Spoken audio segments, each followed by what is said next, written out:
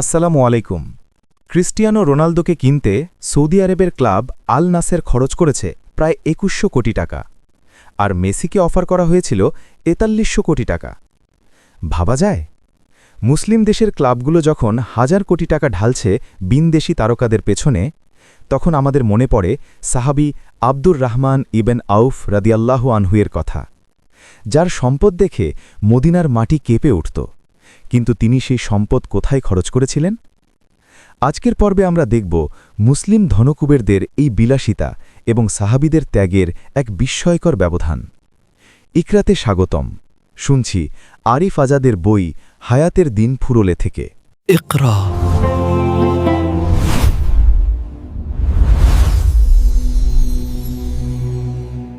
শিরোনাম: বৃত্তের ব্যবচ্ছেদ। অংশ ১। ফুটবল বিশ্বের মহাতারকাদের একজন ক্রিস্টিয়ানো রোনালদো ক্যারিয়ার জীবনের সবচেয়ে সেরা সময়টা খেলেছেন বিখ্যাত দুটো ক্লাব ম্যানচেস্টার ইউনাইটেড এবং রিয়াল মাদ্রিদে। এই মহাতারকা যৌবনের সবটুকু উজাড় করে দিয়েছেন রিয়াল মাদ্রিদকে। ক্রিস্টিয়ানো যখন রিয়াল মাদ্রিদ ছাড়ে, তখন তার বাৎসরিক বেতন ছিল ৯ মিলিয়ন ইউরো, যা বাংলাদেশি টাকায় ১০৯ কোটি টাকার কাছাকাছি। সাধারণত ২০ থেকে ৩০ বছরের সময়টুকুকে একজন অ্যাথলিটের ক্যারিয়ার জীবনের প্রাইম সময় ধরা হয়ে থাকে। এই সময়টুকুর পরে অধিকাংশ অ্যাথলিট আর সেরা স্টেজে পারফর্ম করার মতো সামর্থ্য ধরে রাখতে পারে না। ফুটবলের মতো শারীরিক খেলাগুলোর ক্ষেত্রেও তাই। ফলে দেখা যায় অধিকাংশ তারকারা এই সময়ের পরে অবসরে চলে যান অথবা এমন কোথাও খেলতে চলে যান যেখানে প্রতিযোগিতা তুলনামূলক অনেক কম। ক্রিস্টিয়ানো রোনালদোর বেলাতেও তাই হল।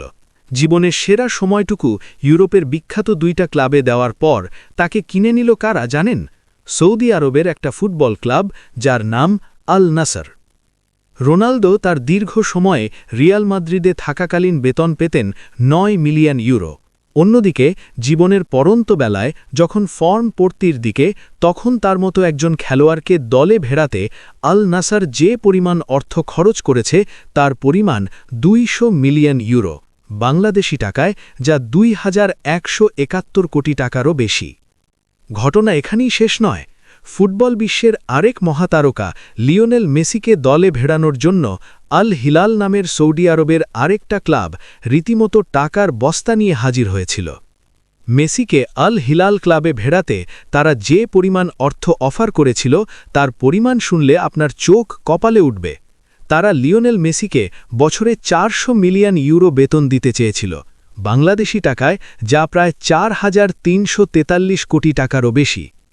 রোনালদো এবং মেসি ক্যারিয়ারের একেবারে শেষ লগ্নে এসেও যে পরিমাণ পারিশ্রমিক পাচ্ছেন, ইউরোপের নামিদামি ক্লাবগুলো তাদের সেরা সময়েও এত বিশাল অঙ্কের পারিশ্রমিক তাদেরকে দেয়নি।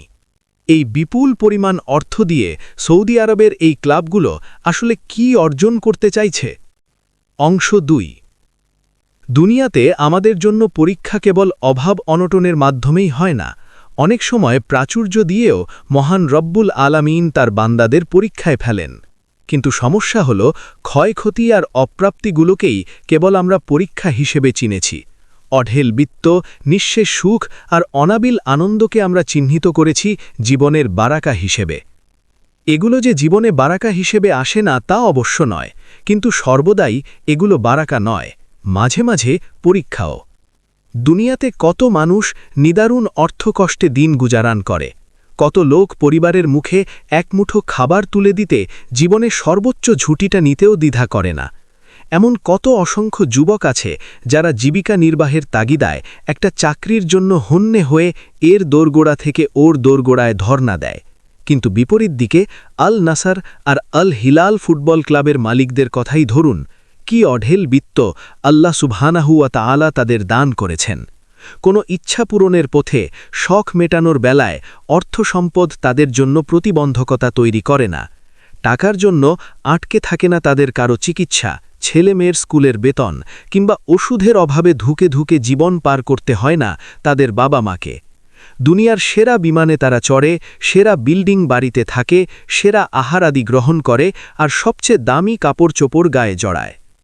আল্লাহ সুবহানাহু ওয়া তাআলা যখন কাউকে কোনো কিছু দান করেন সাথে সাথে বাড়িয়ে দেন তার দায়িত্ব, যেমন কাউকে সন্তানাদি দান করে বাড়িয়ে দেন বাবা মায়ের দায়িত্ব, কাউকে উত্তম স্ত্রী বা স্বামী দান করে বাড়িয়ে দেন তাদের কর্তব্য, কাউকে মেধা দিয়ে যোগ্যতা দান করে এবং বিপদাপদ থেকে উদ্ধার করেও আল্লাহ সুবহানাহু ওয়া তাআলা দায়িত্বের মাত্রা বাড়িয়ে থাকেন। কিন্তু এসবের মাঝে সবচেয়ে বড় দায়িত্বগুলোর একটা তাদের ঘাড়েই বর্তায় যাদেরকে তিনি অফুরন্ত ধন সম্পদ দান করেন। সেই ধন সম্পদ কোন পথে উপার্জন করা হচ্ছে আর কোন পথে তা ব্যয় করা হচ্ছে তার পুঙ্খানুপুঙ্খ হিসেব আল্লাহ সুবহানাহু ওয়া তাআলাকে প্রদান করতে হবে। আল নাসর এবং আল হিলাল ক্লাবের মালিকদের সম্মুখে সুযোগ ছিল নানানভাবে আল্লাহর দ্বীনের উপকার করার। তারা হয়তো দান সাদাকা করে, কিন্তু যে বিশাল অংশ তারা ফুটবল নামক জুয়ার পেছনে ব্যয় করছে, তার জন্য কি তাদেরকে আল্লাহ সুবহানাহু ওয়া তাআলার কাঠগড়ায় দাঁড়াতে হবে না? অংশ ৩। অনেকে বলতে পারেন আরব ক্লাব মালিকদের এসব কাজ নিছক বিনোদন কিংবা নিজেদের অর্থবিত্ত দুনিয়াকে দেখানো নাও হতে পারে। ফুটবলের মহাতারকাদের দলে ভেড়ানোর মাধ্যমে তারা আদতে বড় ধরনের একটা বিনিয়োগ করছে, যা আখেরে তাদের কাছে বহুগুণ বর্ধিত হয়ে ফেরত আসবে।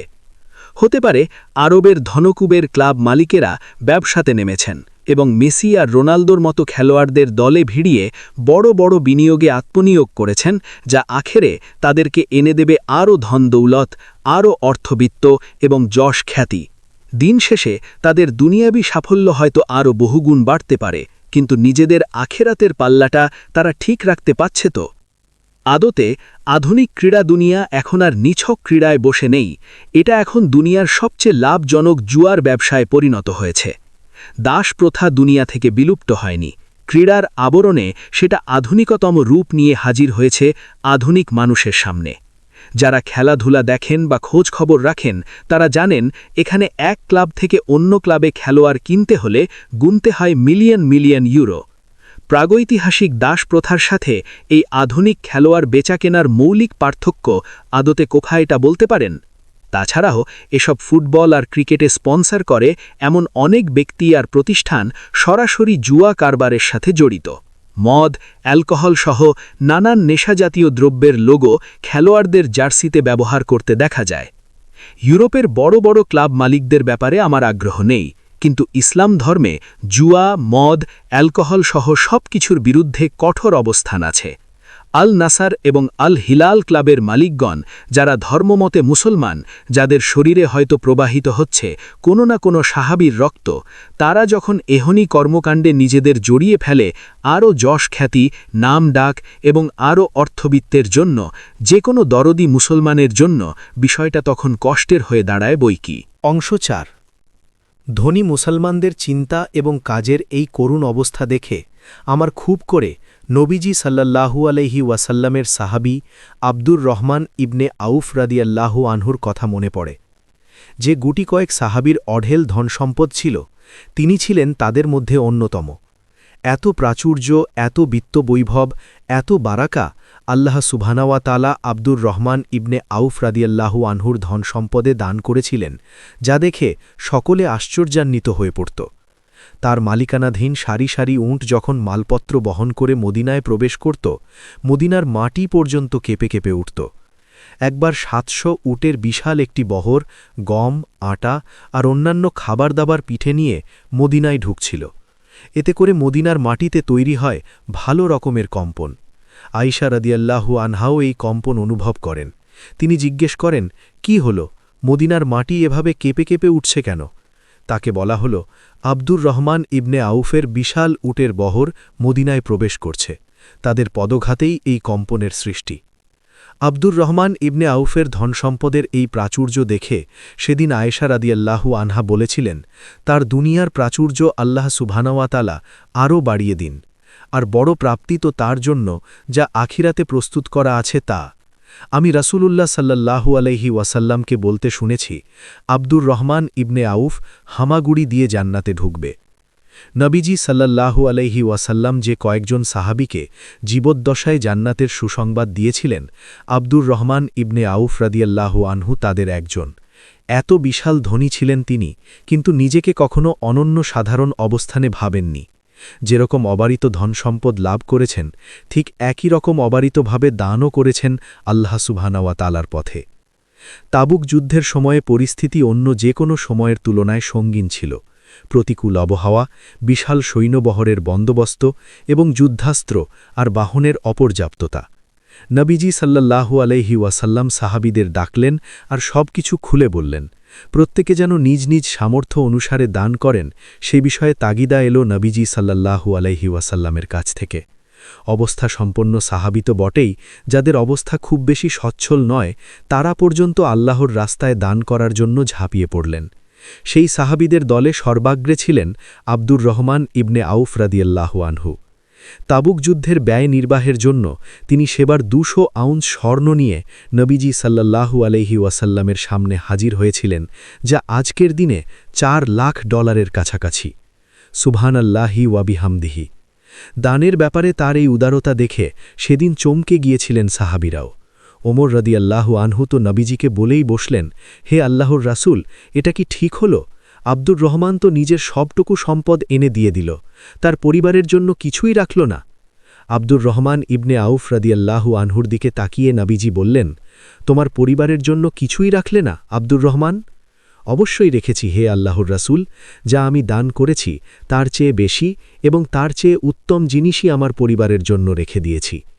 কি পরিমাণ? আবার জিজ্ঞেস করলেন নবীজি। এবার আব্দুর রহমান ইবনে আউফ পরিতৃপ্ত গলায় বললেন, এই দানের বিপরীতে আল্লাহ সুবহানাহু ওয়া তাআলা যে বিনিময় দেওয়ার ওয়াদা করেছেন সেটাই। আব্দুর রহমান ইবনে আউফ রাদিয়াল্লাহু আনহুর সম্পদ তাকে কখনোই উদাসীনতায় ডোবাতে পারেনি, তলাতে পারেনি অহংকারে। নবীজি সাল্লাল্লাহু আলাইহি ওয়াসাল্লামের মৃত্যুর পরে যারা উম্মাহাতুল মুমিনিনদের দেখভালের দায়িত্ব কাঁধে তুলে নিয়েছিলেন তিনি ছিলেন সেই সৌভাগ্যবান সাহাবীদের একজন। একজন মুসলমানের সম্পদ অপর একজন মুসলমানের জন্য উপকার বয়ে আনবে, যেভাবে আব্দুর রহমান ইবনে আউফ রাদিয়াল্লাহু আনহুর অর্থবিত্ত উপকারী হয়ে উঠেছিল গোটা মুসলিম উম্মার জন্য। অংশ 5। সৌদি ফুটবল ক্লাব আল নাসর এবং আল হিলালের মালিকদের সাথে আব্দুর রহমান ইবনে আউফ রাদিয়াল্লাহু আনহুর নাম তুলে আনার উদ্দেশ্য হল সম্পদের যথাযথ বন্টন নিশ্চিত করে কত সহজে আর কত চমৎকারভাবে যে ইসলামের উপকার করা যায় সেটা দেখানো। আব্দুর রহমান ইবনে আউফ অঢেল সম্পদ গড়েছেন এবং কি দারুণ সুন্দর পথে খরচও করেছেন আল্লাহ সুবহানাহু ওয়া তাআলার পথে। বিপরীত দিকে আরবের এসব ধনকুবের লোকজন, যাদেরকে আল্লাহ সুবহানাহু ওয়া তাআলা বানিয়েছেন অঢেল অর্থবিত্তের মালিক, তারা কি নিদারুণভাবেই না খরচ করছেন তাদের অর্জিত সম্পদ। তারকা খেলোয়াড় কিনে, ক্রীড়ায় স্পন্সর করে, খেলার মতো এসব আধুনিক জুয়ার আসর জমিয়ে। সূরা তাকাসুরের একেবারে শেষের আয়াতে আল্লাহ সুবহানাহু ওয়া তাআলা বলেছেন, সুম্মা লাতুস আলুন্না ইয়াউমা ইযিন আনিন নাঈম। তারপর তোমাদেরকে অবশ্যই যা কিছু দেওয়া হয়েছে এমন সব নিয়ামত সম্পর্কে সেদিন জিজ্ঞাসা করা হবে। কিয়ামতের মাঠে সেদিন আব্দুর রহমান ইবনে আউফকে জিজ্ঞাসা করা হলে হয়তো তিনি বলবেন, ইয়া রব, আমি আপনার রাস্তায় খরচ করেছি আমার সমস্ত উপার্জন। যুদ্ধের ডাক এলে তাতে অকাতরে দান করেছি, মুসলমানদের দুর্ভোগ দেখা দিলে তাদের জন্য প্রসারিত করেছি আমার সাহায্যের হাত, নবীজির পরিবারের দায়িত্ব পালন করেছি। অন্যদিকে এসব ক্লাব মালিকেরা কি জবাব দেবে তখন? তারা কি বলবে, ইয়া রব, আমি 200 মিলিয়ন বেতনে রোনাল্ডোকে আমার ক্লাবে ভিড়িয়েছি, 400 মিলিয়ন বেতনের অফার করেছি আর এক মহাতারকা লিওনেল মেসিকে। ফুটবলের পেছনে অকাতরে খরচ করে আরবের ফুটবল উন্মাদনাকে পৌঁছে দিয়েছি অন্য এক মাত্রায়। আব্দুর রহমান ইবনে আউফের জন্য কি আনন্দঘন দিন হবে সেটা। অন্যদিকে কি নিদারুণ দুর্ভোগী না পোহাতে হবে হালের তারকা ক্রেতাদের। সম্পদ আর অর্থবিত্ত জীবনকে যেমন সহজ করে দেয়, ঠিক একইভাবে কঠিন করে দেয় আখিরাতের হিসেবকেও। ক্রীড়া তারকা কিনতে মরিয়া হয়ে যাওয়া এসব ক্লাব মালিকদের দেখে নবীজি সাল্লাল্লাহু আলাইহি ওয়াসাল্লামের সেই হাদিসটার কথা মনে পড়ে, যেখানে তিনি বলেছিলেন, ধনীদের তুলনায় গরিবরা 500 বছর আগে জান্নাতে প্রবেশ করবে। সম্পদ আমাদেরকে ক্লাব মালিকদের নয়, নবীজি সাল্লাল্লাহু আলাইহি ওয়াসাল্লামের প্রিয়তম সাহাবী আব্দুর রহমান ইবনে আউফের মতো জীবন গড়ার সুযোগ দিক। আমাদের উপার্জনগুলো হোক পবিত্র, আর খরচের খাতগুলো এমন হোক যা আমাদেরকে পৌঁছে দেবে জান্নাতের সুউচ্চ মঞ্জিলে। সম্পদ যদি জাহান্নামে যাওয়ার কারণ হয়, তার চেয়ে তো ভিখারি জীবনই শ্রেয়।